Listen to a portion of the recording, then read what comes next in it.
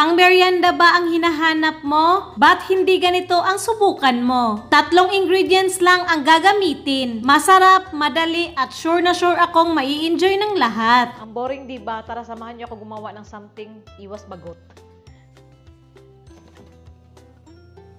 Saging. Isa lang siguro.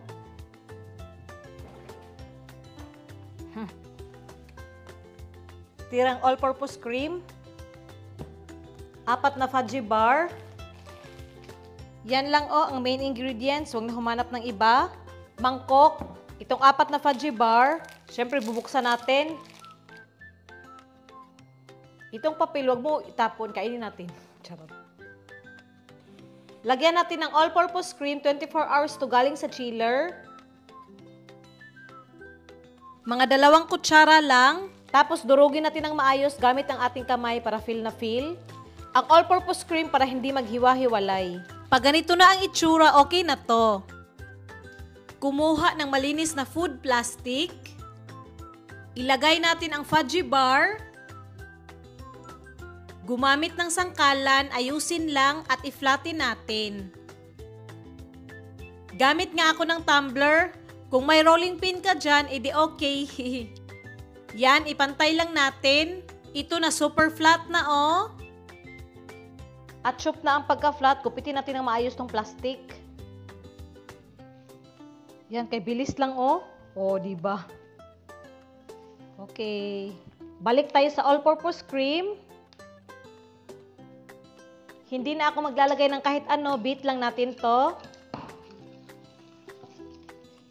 Yan, oh. Hanggang maging creamy lang. Pahid natin sa fudgy bar. Ha, wow. Yan, saktuhan lang na hindi na kailangan na sobrang kapal. Yung saging parang kulang ang isa, so dinalawa ko na. Siyempre, balatan natin, no? Medyo curve yung saging, so hiwa-hiwain natin. Tapos, i-plaster na natin dito. Yan, saktuhan lang, oh. Tapos, dahan-dahan natin i-fold.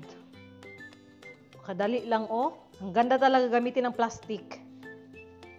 Kaya dali lang, diba? Alalayan lang natin. Oops. Tapos, lagyan lang natin ng isang plastic pa sa ilalim. Ganyan lang, guys, oh. My God. Oh. Maapaw ang cream. Pero okay lang yan. Yan na, oh. Oh. Hiwain natin.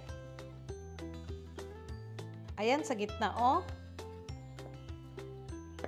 Ganda, no? Oh, ganda ng itsura. Kayo na bahala sa plating, guys, no?